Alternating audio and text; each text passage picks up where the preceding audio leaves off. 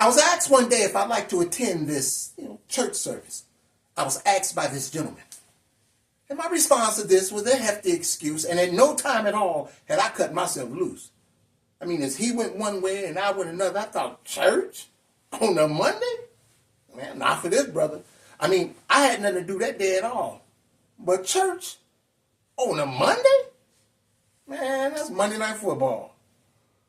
Well, on the following day, around the following time, I saw the same man. But, I paid him no mind. And we even extended our hands to exchange pleasantries. Then he mentioned church services again that evening. Blindsided. Once more by this question again, my response, I'm going to see a sick friend. Yeah, I know it's weak. Well, as Wednesday arrived, fourth day of the week, I avoided the usual time we would meet. Instead, I'd be 10 minutes more late. When I arrived, there he was, with a smile on his face. "My man," he said, "how does tonight look?" "My man," I said as my head shook, "No, not good, brother. Not good at all. In fact, before Thursday is looking too bad to call." But optimistically sounding, he said, "We'll see." So come Thursday, this man got me changing my whole schedule. I decided Thursday, even later I'd be. About 30 minutes more. When I arrived, there he was. Same place, same smile as before. "Hey, hey!" He greeted me like this. Same cheerful tone. "Man, I thought I missed you," he said. "Yeah, man, I thought you'd be gone." But quick on my feet before he could ask, I informed him of a previous engagement I had. He expressed sympathies that I couldn't attend and then suggested maybe Friday I'd be able to join in. I'm like, okay, well, maybe perhaps come Friday I would. And maybe perhaps come Friday I could. I mean, hey, anything can happen from one day to the next, right? Okay, all right now.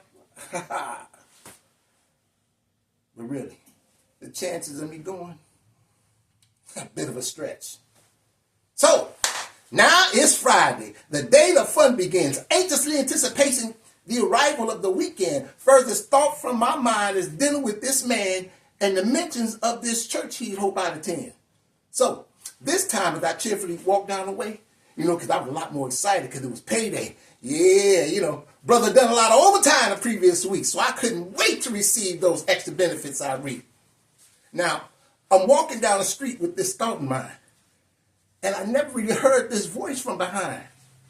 Instead, I found myself being pushed to the ground as hails of bullets are being sprayed all around.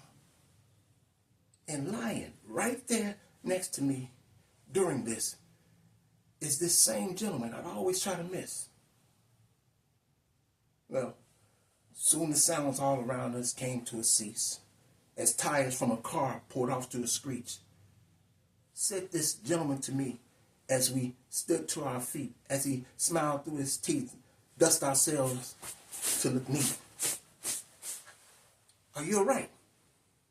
He asked me this, calm as can be.